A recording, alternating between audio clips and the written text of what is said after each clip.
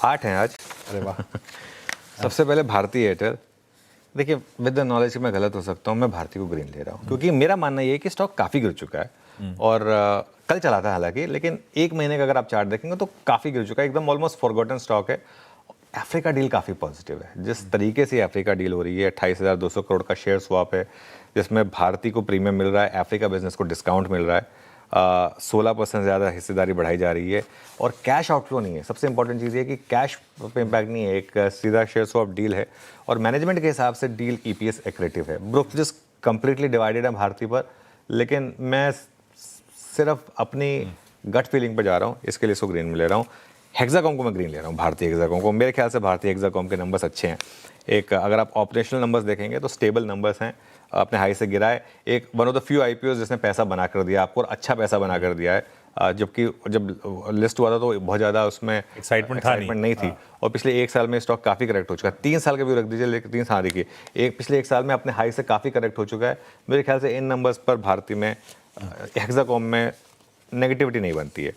Oil India green ले रहा हूँ। ऑयल इंडिया में मुझे लग रहा है कि यहाँ से काफ़ी शानदार अपग्रेड्स आएंगे। हालांकि ये लगातार हमारे बिग स्टॉक्स में रहा है और पिछले एक हफ्ते में स्टॉक काफ़ी चल चुका है, इस चीज़ का ध्यान रखिएगा।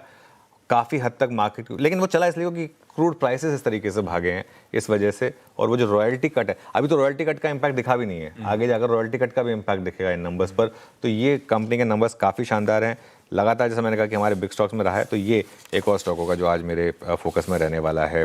क्रॉम्पटन कंज्यूमर को मैं ग्रीन ले रहा हूँ। हालांकि क्रॉम्पटन के नंबर्स आपको थोड़े से मिक्स दिखेंगे, लेकिन मेरा मानना यह है कि आप नंबर्स को ना थोड़ा सा इस तरीके से देखें कि ऑपरेशनल नंबर्स प्लस सोलर में ये बड़ी इन्वेस्टमेंट कर रहे हैं और सोलर आगे जाकर इनके लिए एक बहुत बड़ी एक रेवेन्यू स्ट्रीम बनने वाली है। चल चुका है ये स्टॉक पिछले एक महीने में 20% और इसमें काफ़ी बज़ भी है। ये जीरो प्रमोटर होल्डिंग वाला स्टॉक है, सब इंस्टीट्यूशंस ओन करते हैं इसको। पहले क्रॉम्पटन ग्रीव्स जो था, जिसके 2 हिस्से हो गए थे, एक सीजी पावर तो मुरुगप्पा ग्रुप ने ले लिया था, ये बिजनेस रह गया था। ये बिजनेस भी कोई लेगा, कब लेगा, कैसे लेगा, एक लीडिंग कॉन्ग्लोमरेट का भी नाम आ रहा है आजकल, वो लेंगे या नहीं लेंगे ये नहीं पता मुझे, लेकिन ये एक प्योर उस तरीके का प्ले आउट है। यहाँ से सोलर पंप रेवेन्यू डबल हुआ है, यहाँ पर लाइटिंग बिजनेस भी स्ट्रांग है। सीएलएसए ने एस्टिमेट बढ़ाए हैं 6 से 7%, तो इसके लिए इसको मैं ग्रीन में ले रहा हूँ। 2 फार्मा स्टॉक्स हैं जिनको मैं ग्रीन में ले रहा हूँ आशीष। पहले है जाइडस। जाइडस एक एक्विजिशन कर रही है, आपको याद होगा जब डॉक्टर रेड्डीज ने एक्विजिशन किया था, हमने पॉजिटिव भी लिया था।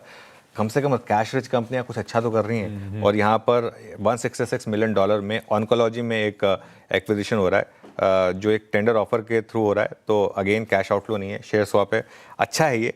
और इसमें काफ़ी एक जो जाइडस की सब्सिडरी ज़ारा, ये इसमें मर्ज होगी और नैस्डैक से इसको डीलिस्ट करेंगे, तो ये काफ़ी, और बायबैक करेंगे ये। तो ये मुझे लग रहा है कि थोड़ा सा एक पॉजिटिव हो सकता है।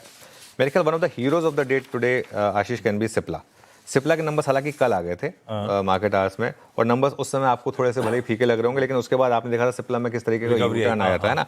और आज बड़े अपग्रेड्स आए हैं सिप्ला में। जेपी मॉर्गन ने रेटिंग अपग्रेड करके ओवर वेट की है, 1550 के टारगेट दिए हैं। सिटी ने भी काफ़ी वो अपग्रेड किया है और दोनों का ये मानना है कि सिटी ने 1700 के टारगेट दिए हैं।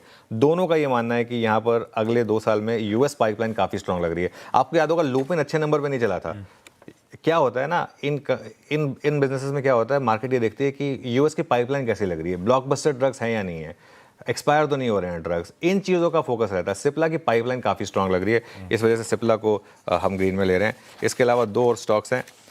एनएलसी इंडिया, हालांकि ये कैश का स्टॉक है। एनएलसी इंडिया भी एक कोल वाली कंपनी है, तो इसका कोल गैसिफिकेशन पे भी पॉजिटिव इंपैक्ट रहेगा। कैश का स्टॉक है, लेकिन ध्यान रखिएगा, लेकिन आज का हीरो ऑफ द डे भी हो सकता है क्योंकि इसके नंबर्स शानदार हैं। रेवेन्यू 31% बढ़ा है, एबिटा मोर देन डबल हुआ है, मार्जिन 35% पर आया है, प्रॉफिट 3 गुना हुआ है और हर सेगमेंट में शानदार ग्रोथ है। अगर आप देखें, माइनिंग में 21% की ग्रोथ है, थर्मल में 35% की ग्रोथ है और रिन्यूएबल पावर में करीब 20% की ग्रोथ है। तो नंबर को लेकर आप कंप्लेन नहीं कर सकते। एक महीने का चार्ट और रख दीजिएगा बस स्टॉक का, क्योंकि मैं क्या होता है ना, थोड़ा सा एक पोजिशनिंग देखना प्रेफर करता हूँ स्टॉक की।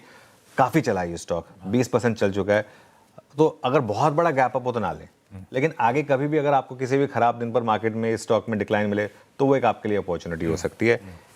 एक लास्ट स्टॉक जो है उसको मैं रेड ले रहा हूँ। वैसे मेरा व्यू शॉर्ट करने का नहीं है क्योंकि आज इसमें होगा ही बड़ा गैप डाउन, वो है केन्स टेक। केन्स टेक के नंबर्स काफ़ी ख़राब हैं अक्रॉस द बोर्ड। अगर आप देखें तो चौथी तिमाही के नंबर्स काफ़ी ख़राब है। गाइडेंस पर भी कंपनी ने अपने खुद की गाइडेंस के नंबर के नीचे, मगर बहुत बड़ा अगर गैप डाउन हो तो शॉर्ट ना करें, क्योंकि कंपनी आगे जाकर ब्रोकरेज कह रहे हैं कि नंबर अच्छे हो सकते हैं आगे जाकर। ओके। और ईएमएस स्टॉक्स में लोअर लेवल से नॉर्मली रिकवरी आ जाती है, कई बार मैंने देखा ये। तो बट क्योंकि ये स्टॉक एक महीने में चल चुका है 7-8%, वो उतना तो गिरना चाहिए आज। लेकिन सपोज करिए आप 10% गैप डाउन हो गया, 8-10% गैप डाउन हो गया, उसके बाद आपके लिए शॉर्ट करने के लिए नहीं बचेगा, और लोअर लेवल से रिकवरी भी आ सकती है, इसकी पॉसिबिलिटी रहेगी। लेकिन ये आज का एक इकलौता शायद पॉसिबली एटलीस्ट मॉर्निंग में तो एक्सीडेंट भी हो सकता है, उसके बाद देखेंगे किस तरीके से रिएक्ट करेगा। उसका नजर रहेगी।